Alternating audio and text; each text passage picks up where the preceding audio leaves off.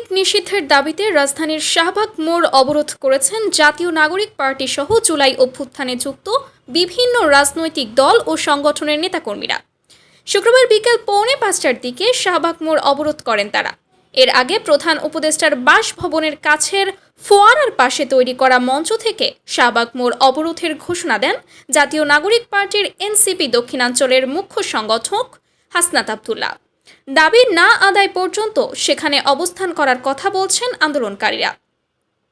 আওয়ামী লীগ নিষিদ্ধের বিষয়ে নিজেদের অবস্থান জানিয়ে বিবৃতি দিয়েছে অন্তর্বর্তীকালীন সরকার। শুক্রবার প্রধান উপদেষ্টার প্রেস উইং থেকে এই বিবৃতি দেওয়া হয়, যেখানে আওয়ামী লীগকে নিষিদ্ধ করা নিয়ে সরকারের অবস্থান জানিয়ে বলা হয়েছে, সম্প্রতি বিভিন্ন রাজনৈতিক দল, সংগঠন ও জনগণের পক্ষ থেকে স্বৈর শাসন ও সন্ত্রাসী কার্যক্রমের অভিযোগে আওয়ামী লীগ নিষিদ্ধ করার যে দাবি উঠেছে তা সরকার গুরুত্বের সঙ্গে বিবেচনা করছে। বিবৃতিতে আরও বলা হয়, এ ব্যাপারে সরকার রাজনৈতিক দলগুলোর সঙ্গে ইতিমধ্যে যোগাযোগ স্থাপন করেছে। তাদের সঙ্গে আলোচনা করে দ্রুত সিদ্ধান্ত নেওয়া হবে। এক্ষেত্রে আওয়ামী লীগের নেতা ও সমর্থকদের সন্ত্রাসী কার্যক্রমের বিষয়ে জাতিসংঘের প্রতিবেদন সরকার বিবেচনায় রাখছে। আওয়ামী লীগ নিষিদ্ধের দাবিতে আন্দোলনে নামা রাজনৈতিক দলের নেতাকর্মীদের ধৈর্য ধারণ করার আহ্বানও জানানো হয়েছে বিবৃতিতে। জনদাবির প্রতি সম্মান জানিয়ে প্রচলিত আইনের অধীনে এরই মধ্যে ছাত্রলীগকে নিষিদ্ধ করা হয়েছে উল্লেখ করা হয় এতে।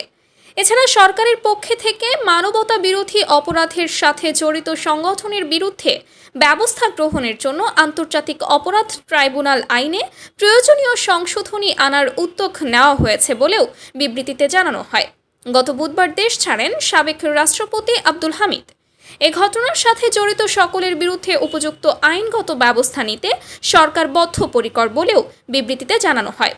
এদিকে শুক্রবার গভীর রাত থেকেই আওয়ামী লীগের বিচার ও দলটির রাজনৈতিক কার্যক্রম নিষিদ্ধের বিষয়ে সুস্পষ্ট রোড ম্যাপ ঘোষণার দাবিতে প্রধান উপদেষ্টার বাসভবন যমুনার সামনে অবস্থান কর্মসূচি পালন করছে জাতীয় নাগরিক পার্টি বা এনসিপি।